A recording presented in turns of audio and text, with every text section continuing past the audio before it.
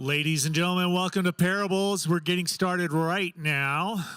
And we would love to welcome Amy Richards, interviewed by the proverbial pastor, Amy Wilson Phelps.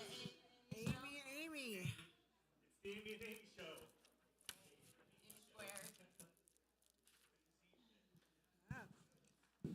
Amy is a name that is popular in every generation. Every generation. It was my great-grandmother's name. Are you named after someone in particular? No.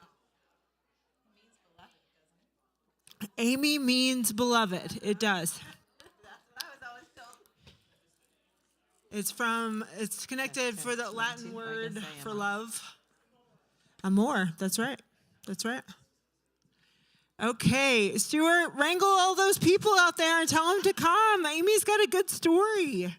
I don't know.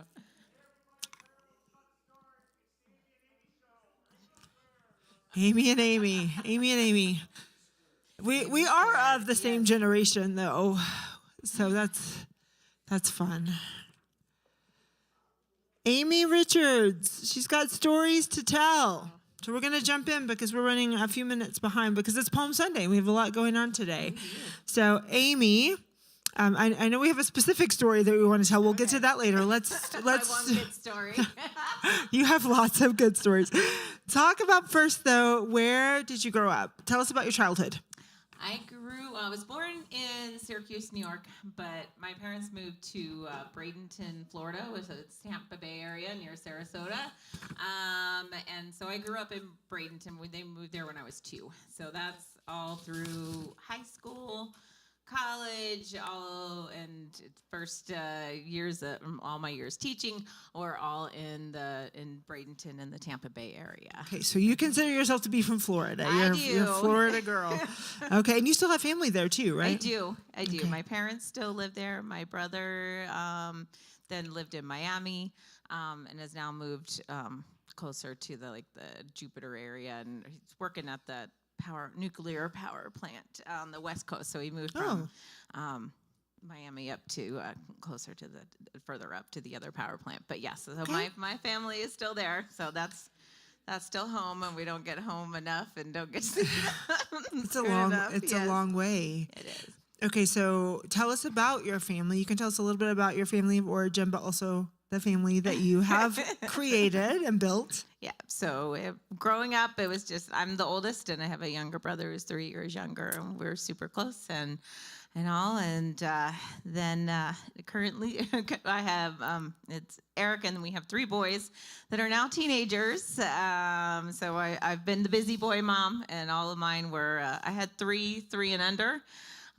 So they are very close together, and it's made for a busy, action-packed life. My eldest will be turning 16 next month, so it's And they are active. These are active boys. They are Boy Scouts. They're really active in our youth group. We love it when the Richards boys are there. They're so smart, but they're also really polite and helpful.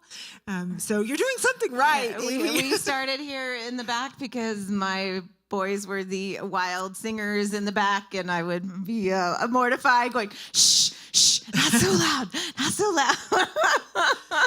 They're great So I kids. still stay in my position there in the back, but They are great kids. Okay, so we'll talk a little bit more about the formation of that family. Let's talk now about your faith background. Did you grow up in church? I grew up going to in the Presbyterian church.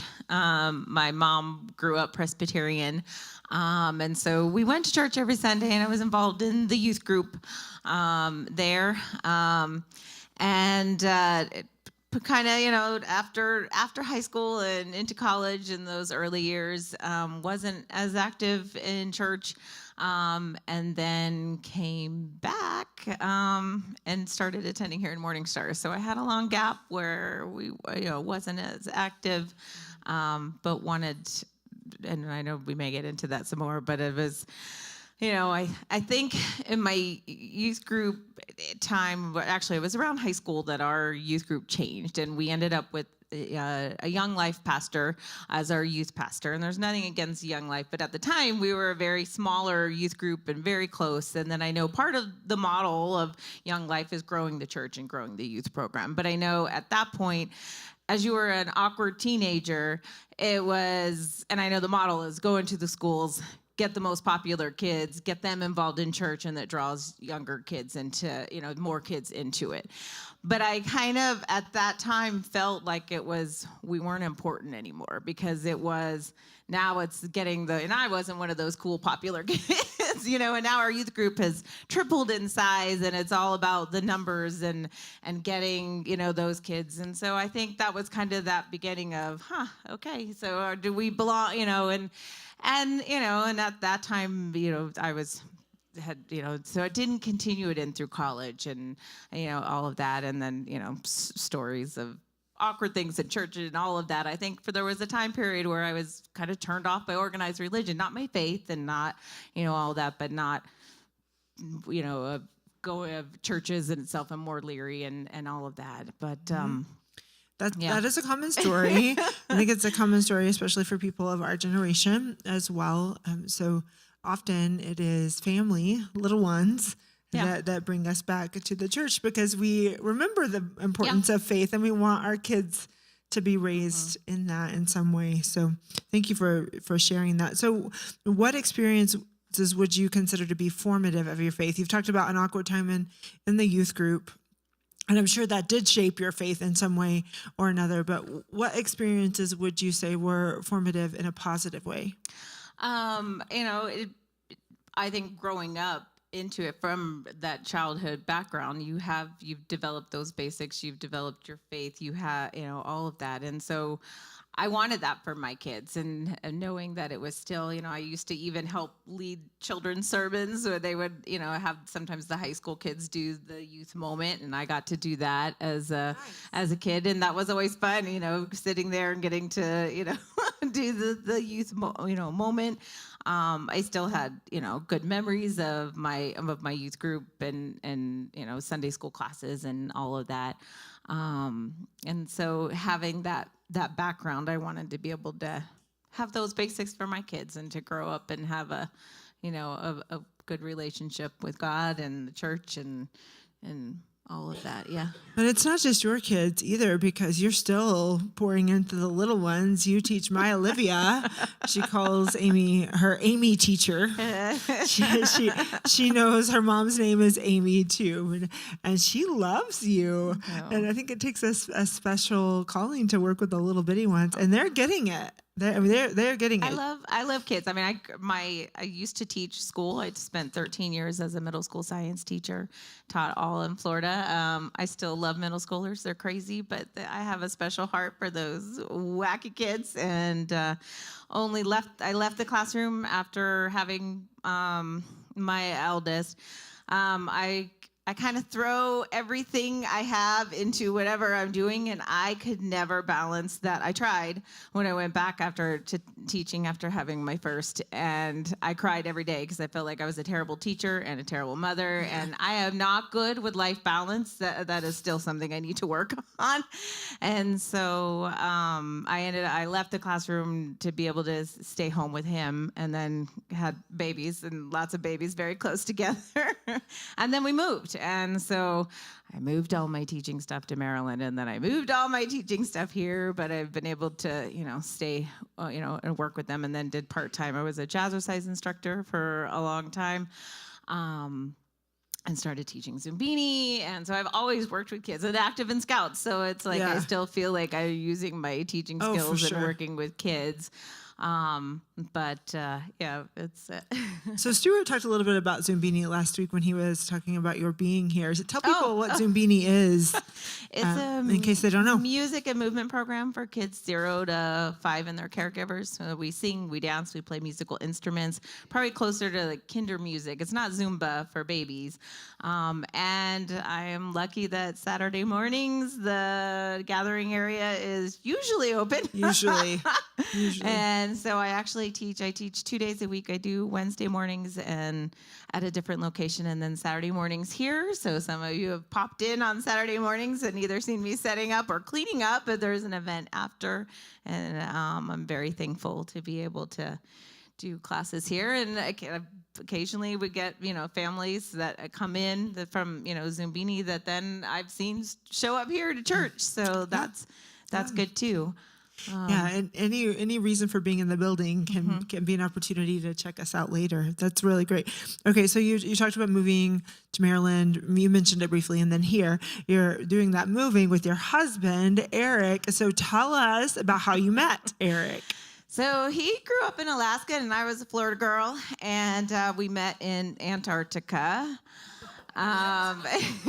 I told you I have one good story. This is it. So as I mentioned, I was a middle school teacher and science teacher, and I was one of 6 teachers that were selected to go down to Antarctica in 2003. So I went down, I left right after Veterans Day, and I was down and came back home just a couple days before Christmas. So November, December of 2003. And my husband was working at the NASA tracking station in Antarctica, and he would work 6 months or a year and a half at a time, and he was working there regularly. But it happened to be that the NASA office was right across from my science team. So I was working with the science research team, and they were pairing up teachers to work with the science research team and do science and work with them on their project out in the field. And then you would teach on when everybody else was relaxing. Then I would put on the teacher hat and I would do what would, I guess, now be a blog. At the time, it was just an online journal, but that wasn't a thing back then of blogging. But I would keep a daily journal that I would write and post each night. And then I would answer questions from kids from all over the world could write in questions and I could answer them. And then we did a couple of live broadcasts, which of course back then was not the technology that we had. So I was on a telephone and would get up really early in the morning to talk to my kids in my classroom, were then connected. And I could talk to my kids in the classroom, but it was also broadcasted live, so that students from all over could, write in questions, and then the moderator would ask a question, and I would have like a slideshow going on as pictures. So we did 2 of those as well. So I would teach from the field and then work in the day of working with my science research team. So we were based in McMurdo, but they went into the Dry Valleys, which is where they train for Mars missions. Is the closest thing that we think here on Earth that would be closest to what the Mars landscape would be. And they were studying yeast in the soils. So it was, who would have thought that, I'd never seen snow, I knew any of this. And now we're camping in the Dry Valleys, and I'm riding a snowmobile and trying to, and they're like, Amy, you have to go faster. And I'm like, I'm scared. I don't know what to do. And so it was. So tell us the story of actually meeting Eric. So there was another teacher who had gone down before, and, I was just shy doing my thing. And she's like, no, we need a tour. I want to tour the NASA golf ball. So she's talking to the NASA guys across the hall going, we need a tour. We want to go see this. And so she arranged for this tour, and they gave us a tour, and, we got, talking and hanging out, and, obviously he's from Alaska. It's all, but we'd had a connection, but didn't think anything would happen, of it. We kept in contact, but for 2 years, I never saw him. But then he was going to be starting to do a small stint of working at Wallops, and was actually coming in Virginia area, and was going to be working there for a period of time. And he had time off before starting, and he was like, well, I've never been to Florida. I want to come visit. And, and so we met up then, and he came and visited and then just kept visiting. And And so, yeah, had been 2 years since I'd seen him. Oh, and my then gosh. he came and, so that was and then he proposed. He was in Virginia, would come and visit. And then he proposed and then left to go to work in Antarctica for, 6 months. So the whole wedding was planned virtually, And even when we were first married, when he would go down and deploy for like 6 months. So like my eldest, he didn't have his dad there for Christmas because that was the busy time. He Wow. the first couple of Christmases, because then he took time off to work on his master's when we were living in Florida. But he could go and deploy, and that was one of the reasons why, when I left the classroom and I'm bawling, he's like, I can go work 6 weeks in Antarctica and make more than you make teaching in in your year. And I'm like, oh gosh. But he would go and be able to go and deploy down there for even in between semesters.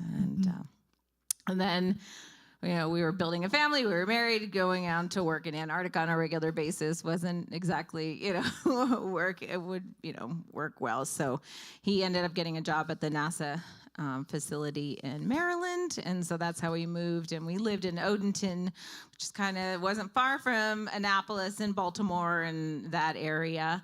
And then we were there for 2 years, and then shuttle program was ending. He was in the human spaceflight area, but had come out to White Sands for training. And so the job was going to change after the shuttle program ended, and so he was looking for something different and got the job out at White Sands. And so we'd had our second child in Maryland, and then I was pregnant with number 3, and he was about the time he was changing. I was like, I don't want to move here with a newborn. So I moved here 8 months pregnant with number 3 with 2 other little boys as we moved here sight unseen. And I thought I was moving to Radiator Springs. And so I'm expecting saguaro cactus in Red Rock. And we moved here. We flew Father's Day of 2011. And I will admit, when I first saw Las Cruces, and it was a summer where we were hitting 112, 113 that summer, and I am very pregnant in a town I have never seen, and I thought we'd moved to hell. And I'm like, everything, I'm like, the houses are brown, and everything's brown, and you can't tell one house from another, and they all look the same, and it was like dry because we hadn't had the rains yet, and I was like, oh my gosh, where the heck have we moved here? And now, of course, I love our mountains, and you see the difference when things start to green up. But it was an adjustment because I had been to, the Tucson area and all of that. I'm expecting that's what I'm going to see. And that was not what I got. So that's a great reference. Do y'all all know where Radiator Springs is? Do you know that reference? From Cars. It's from the movie. It's from a Disney movie. Cars. Yes. If you haven't seen Cars, it's worth it. And my only other reference was, saguaros in Arizona, because I got to I stayed a month there, being up at Kitt Peak doing telescope and stuff in Arizona. And so, that's what I thought I was getting when we were moving to New Mexico. But you've been here for quite some time now, yes, because your oldest is 16. Yeah, my oldest is 16. The youngest will be turning 13. Almost 13 years. That we've been here. And you have a really cool tradition with your boys when they turn 13. Can you talk about that? So when I stole this from a friend who also posted this on their page and all, but they take their child on a trip. Like it's just either the parents and their child, and they, have someone watch the others, and they get to choose to go anywhere in the continental United States when they turn 13 as a special, like either long weekend trip or all of that. So unfortunately, my eldest could turn 13 during COVID, and he's also so undecisive because he wants to go everywhere that he hasn't decided. So we started this up with the second one, and I'm like, okay, with my eldest, we need to make up your trip because we didn't get to do this. And he still can't decide where he wants to go. So I'm like, he's going to be 16 by the time he gets his trip. But we have taken the middle one we did first. And so last spring, I took him to New York. And then my youngest, he'll be 13 this summer. He's got a July birthday, but we did it, and we like to do it over the spring break now that we've got those 2 weeks. And And so my husband did his trip with him, but he wanted to go to Vegas, and I'm like, what? Because he wanted to go to Meow Wolf, and so but I was I still planned the trip, but they went and they had a ball, and they just got back from that trip. So I'm like, okay, from my eldest, I'm like, all right, your trip is next, and pretty soon I'm gonna just take you somewhere. You know? It's fun to hear their but stories. It's fun, and it's a special time where they get just them because so much of life is so busy and crazy. And you don't get that special one-on-one time with them. And they still, like their parents and want to travel with their parents. They've come back with great stories. We've heard them in the youth group. It's great. Okay, I know we could talk about more things, but I'm sure there are questions out there or comments for Amy. No. Questions or comments for Amy? Yes, Sue. Okay. Yeah.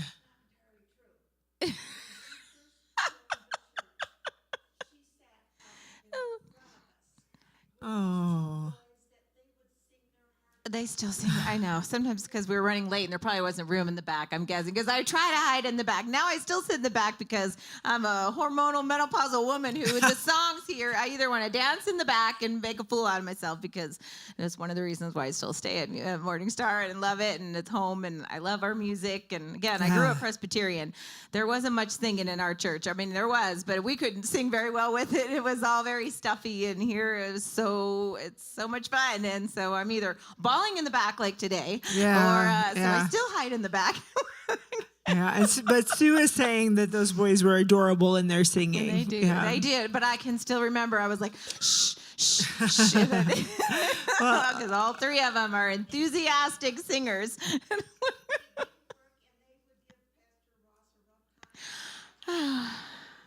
Love it. I remember, I do remember one time Ross was up here and they got very enthusiastic and something because he was encouraging them to get silly. And I have three boys that take it too far. And I can remember being so mortified and embarrassed. And I just went in the back and cried. And, I was like, oh my gosh, they're being, disrespectful.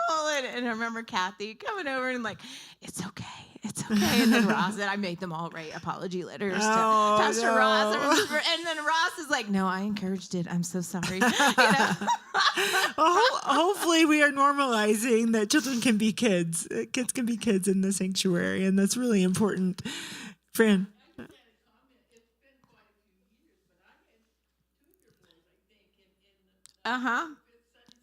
Yep. They are. They're good boys. They're very enthusiastic. I don't know where they get it from. Yeah. Mm-hmm. They are, and on Wednesday nights when we're cleaning up, they'll walk up the door because. They'll walk up the door because you're waiting for them, whatever. And they always come right back in. Do you need any more help before we go? What can we do? Can we take out the trash? Can we wipe down the tables? I mean, it's just really, a beautiful thing. You're doing a great job with them. And my favorite story about them in the youth group is in one semester we had a lot of different weird stories that we were working with. So we created a trivia game at the end, and there were some people who were they were just over it. Like they didn't want to play the game. They were not having fun, and they knew it was coming up. And your boys were like, "Can we have a study guide?" So I created a study guide, and they I do remember dominated. I mean, we had the buzzers and everything, and they were like, "Bam!" and they're just spitting the answers out. They were so excited and ready to play. And all the other kids were groaning and they're like, when are we going to do this again? When are we going to do this again? So, it was so fun. Yeah, Stuart. So they say you go to Antarctica the first time for the adventure. Yes. And the second time you go for the money. Right. And the third time because you don't fit in anywhere else. Exactly. Yeah. I know. Yeah. And I don't think that's true of Eric, though. I've only been one. No. He's very warm and personable and helpful. It's a great story. It is. And he's probably, if you logged hours of ice time, because he'd overwintered and, years of, because he did it for a lot of years of working 6 months to a year and a half at a time. And then you go off and scuba dive in Fiji and Australia, because you didn't have all your room, all room and board was taken care of. You got hardship, whatever. So and then we joke because I'm like, oh, and then you married me and now you're broke, because now you have bills and kids and you used to have all this, extra spending. Three kids.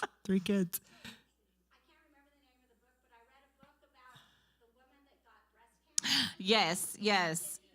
I didn't. That was before I went down. But I remember reading that book and watching it. For the people online, say a little more. There was a woman who went down, and she ended up being diagnosed with breast cancer, and they were trying to get her out because it was like over winter time. And then back then, there was the time where once they closed up for winter, that was it. The last plane would leave in February, and no one would come back till August. Now planes can land midwinter, but at that time there wasn't, and they were trying to get supplies and get her out and all that. And I can remember my mom, I think they did a movie out of it. My mom was watching it, and she's in tears of, my girl's going to Antarctica and she's gonna be lost in the middle of nowhere, and what if something happens? And when all that came out, and telling that story, she was not happy and was very nervous. But you did come out with a romance, so that was pretty good. I mean,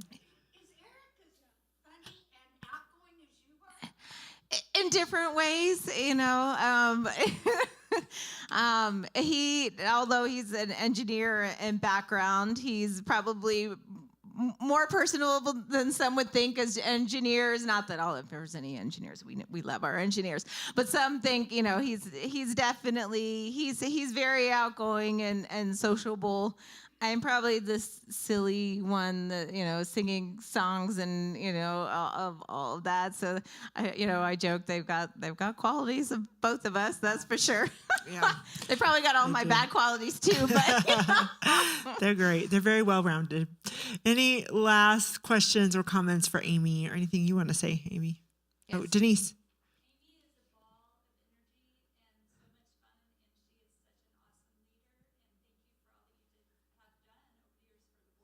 Boy Scouts. Yeah. Oh. So let me repeat the question for our people online. So Denise is saying that Amy is a ball of energy and a great leader and is thanking her for her service in the Scouts. So how long have you worked with the Scouts? Since my eldest was in first grade is when he started. So what are 10 they? years. 10 years. Yeah. So very involved in the pack. As den leader for my eldest den all the way up. And then we had some change in leaderships in the pack. And so I ended up 4 years as Cub Master to Pack 179. That tends to feed here to Troop 64 that meets here. Still involved in the Scouts, but not as much up front. I do more of the behind the scenes on the committee now. And now Eric is an assistant Scoutmaster. And so he's more going on the campouts and all of that, but I help with fundraising and garage sales, and part of Scout is part of the reasons we ended up here. So when I was looking and starting to want to go back to church again, first thing was I signed my kids up for VBS. It was summer and I needed kids out of the house for a little while, And we showed up here for the evening, and it was Cave Quest evening VBS, and my boys had a ball and came back singing all the songs and loving it. And a few months later is when I felt this calling and this need, going through some personal stuff and just feeling, maybe I need to go back to church. And so it was fall of 2016, and then I came to Morningstar, and we knew Justy, and they were all my Cub Scout people, and some other families that had been involved in Scouts were here. So I felt like we had this safe place to go, that it was okay to leave my kids. And it was, they've never had a babysitter. They've never been left. So you're nervous leaving a kid and dropping them off. And had we had, all of the kid stuff in the back and all of that even earlier, I love that we offered that. That's one of the other things I love about Morningstar, because, we have this community. We have this safe place for kids, and where we know that kids are going to be kids. Yeah. And, I was like, I'm not bringing my kids to church till they can talk and tell me what happened. I Yeah. don't want to have, all of that. And we came here, and, we didn't feel like we were, I don't mean like a churchy church, but, just where it's all about the show and the production. And, we're genuine. We're people. We are, with our flaws and all of this, and everybody's real. And that's what I love about Morning Star. That's a good endorsement. Okay, final question. Yep, and then we got to go. I know your boys, and you've talked a lot about them today. They are awesome. If you were 13 Mm-hmm. and you had the same opportunity, where would you want to go in the United States? Oh gosh. Well, I don't know. After that New York City trip, I'm thinking it's good I never went there as 13, because I probably would have gone to school there, and none of this would have happened. I laugh. I love my beaches, but I was like, oh, I could be a city girl, but Eric could not. That's for sure. So you think New York? Yeah, I think so. And of course, I'm with my eldest. I'm like, there's Chicago, there's Boston. I haven't been to Boston in a long time, and I've never been to Chicago. And so I'm like, I'm gonna pick somewhere. Are we gonna go to San Francisco? Where are we gonna go? Where are we going? That's so fun. Amy, you're fun. So thank you so much for the time today. Can we give her a round of applause? Thank you. You did great. You did great. No, you just. And next week we will celebrate Easter together. Oh, there goes my water. Uh-oh. It's okay. It shouldn't leak. Hey, Amy, thank you. Yes, thank you. You're awesome. No, you did great. It's perfect. It's perfect. All right. The choir room.